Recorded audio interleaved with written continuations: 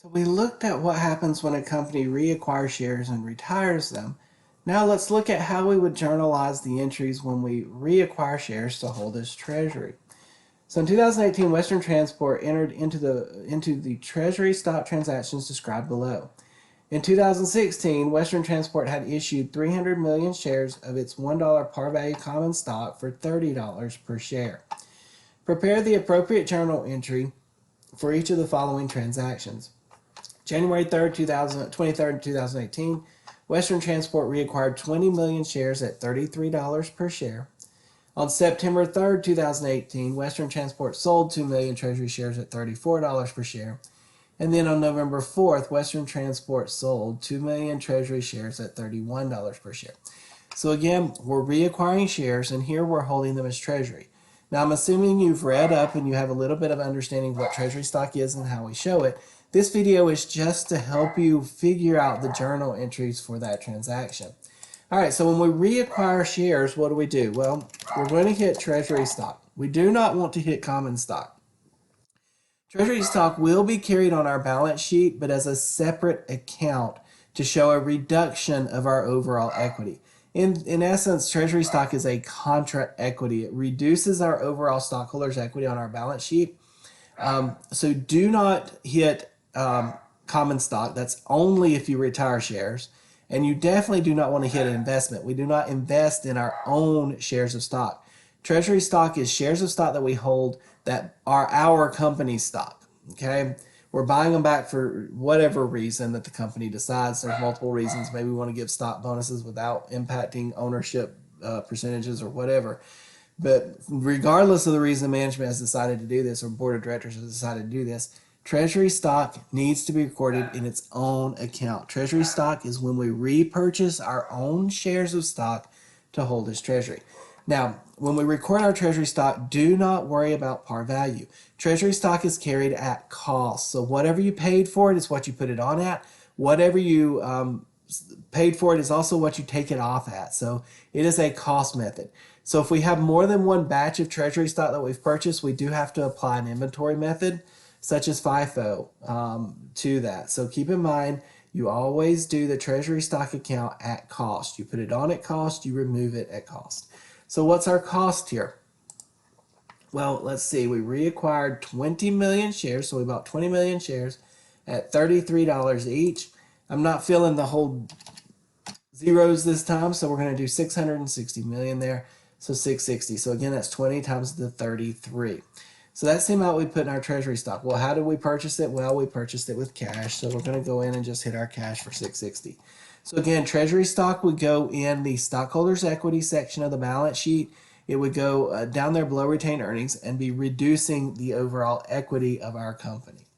All right, September 3rd, we go out and we decide, hey, we want to resell these shares for whatever reason.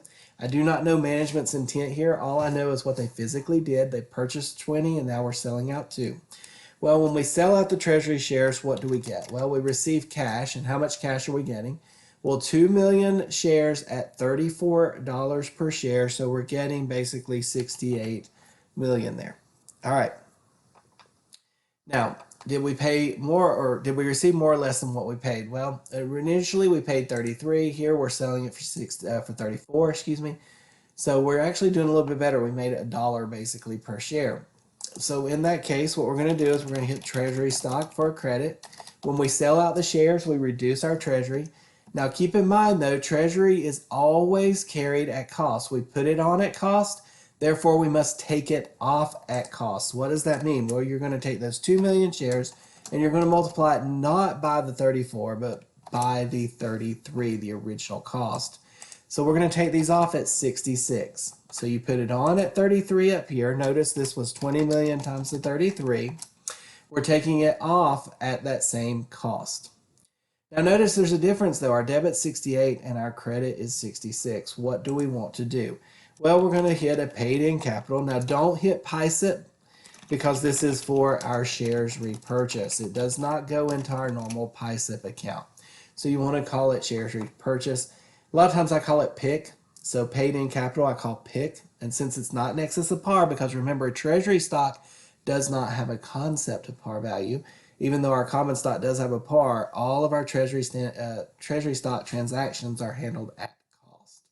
All right, and what's going in there? Well, it's just going to be the difference. 2 million shares at $1 per share difference. All right, now November 4th, what happens? Well, again, we sold 2 million shares, so we're going to go ahead and hit cash.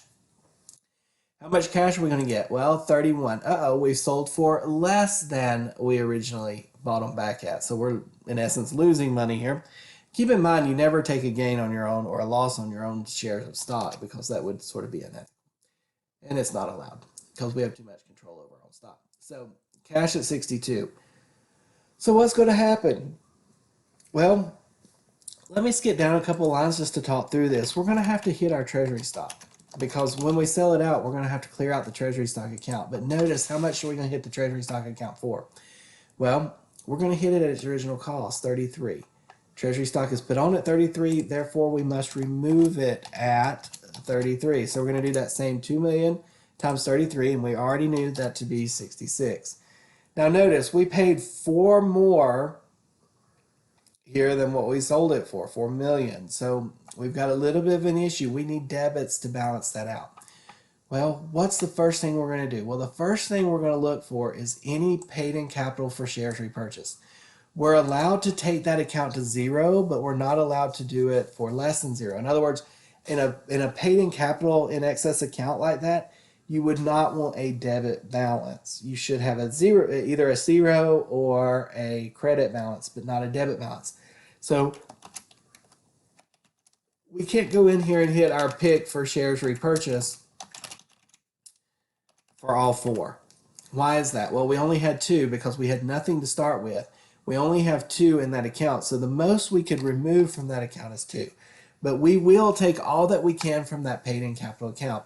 Well, then what happens to the rest? Well, our default, it becomes retained earnings. It's as if we're allocating some of those earnings to owners, and that's the remaining balance. So if you do not have enough in the pick for shares repurchased to cover that, you actually have to remove it from retained earnings. You're going to take everything you can from the pick until the pick becomes 0. But once it hits 0, you don't want to keep taking money out. You need to stop. Pick accounts should not have debit balances. And by pick, I mean paid-in capital shares repurchase, or even PISIP, paid-in capital in excess of par. Theoretically, you should never, ever, ever have a debit balance in those accounts. So you can take them to 0, but that's it.